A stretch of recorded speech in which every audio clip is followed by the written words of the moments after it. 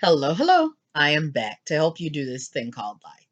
We're in the process of looking at Jesus's life as a man, the humanity of Jesus. We take nothing away from the deity that he is, but we want to extract from his humanity so that we can see how we should be living our lives. Jesus had temptations, emotions, responses to people just like we do. He was treated like a man. Um, Sometimes people treated him less than a man. And so we're just looking at his life to see how we should be living ours. He won every time. And he's the example that we can win. Okay. So today we're looking at Matthew 21, verses 6 through 11. And I'll be reading from the Good News Translation. So the disciples went and did what Jesus had told them to do. They brought the donkey and the colt, threw their cloaks over them, and Jesus got on.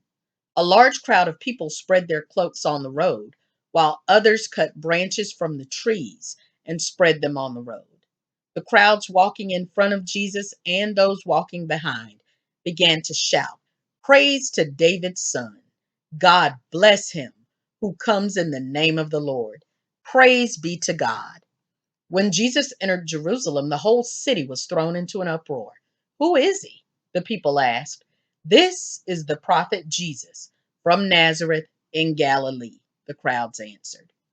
So today, we don't even hear Jesus talking necessarily or whatever. He's already given the orders to the people to go bring the animal for him to ride in on, the animal for him to ride in on. And but we see the people's response to him. And oh, what a great response it is. What a great response it is. Praise to David's son. God bless him who comes in the name of the Lord. Praise be to God. Okay? They are celebrating this king. They are celebrating who he is. They've seen him, they've seen his works. They know that he's sent from God. But I'm going to tell you, like we have talked about before, you better not let the hoopla and the hoorah and the hooray and the hip hip hooray, you better not let any of that get down in your spirit. Because in a few days, these same people that are shouting, "Bless him," are going to shout something else. Y'all, it is imperative for us to have a singular relationship with God and a singular relationship with your purpose, honestly. It is wonderful to be surrounded by people who recognize who you are and who um can applaud where you are, where you're headed. It is a blessing. It is easier, shouldn't be necessarily, but it is easier when you know that there are people around you who understand your call in the earth. But just like I said yesterday and the day before, there comes a time when it gets thick and it gets tight. And even well meaning, loving people may not be able to go with you all the way. Not in the same capacity. Not in the same capacity. There will probably be times when there might be some maybe they're going a little too far. And that's okay. Everybody doesn't have to understand. Heck, a lot of the times I don't even understand what I'm going through. He's not calling us to necessarily understand. It's good to get understanding. But even when you don't understand, obedience is paramount. So, anyway, I venture off of course a little bit. The main message I want to get to you today is don't get caught up in the fanfare. Don't get caught up in the parade. Don't get caught up in the glamour. Don't get caught up in what everyone is saying. There's a scripture that keeps coming back to me. The words do. I think it's Philippians 2:7, I think. But it talks about Jesus when he came to the earth, he made himself of no reputation. And uh literally it means he emptied himself.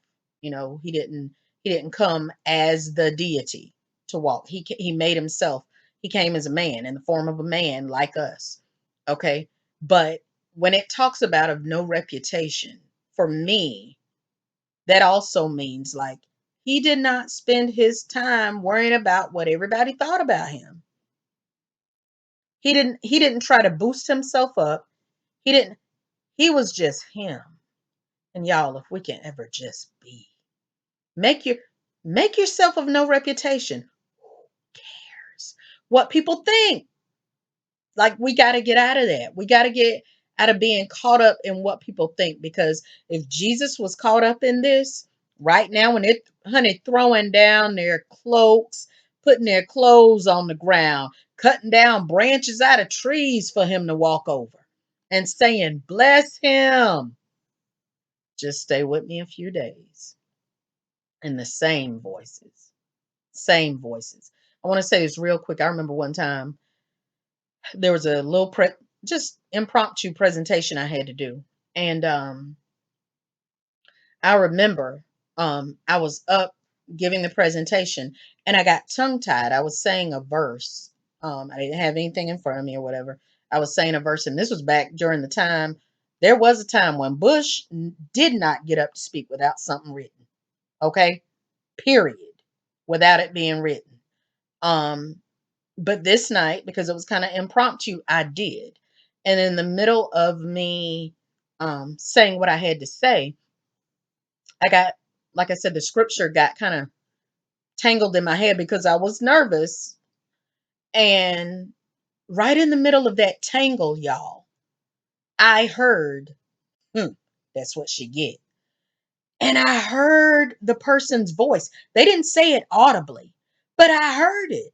And I knew that it was not the enemy that had revealed it. I knew that was God allowing me to hear. And sometime I was like, what? And sometime later I asked my pastor, like, what was that about? Why would God let me hear that right in the middle of me, like, being kind of out of whack? Why would I hear that? He said, because you need to get over the voices now. Right now. You need to get over the voices now. And so I just want to encourage y'all. There could be somebody in your face giving you praise, telling you how much they appreciate you, how much they love you, whatever. And honey, within themselves or under their breath or to someone else, they're saying something very different. And I'm not saying this to be cynical. This is real.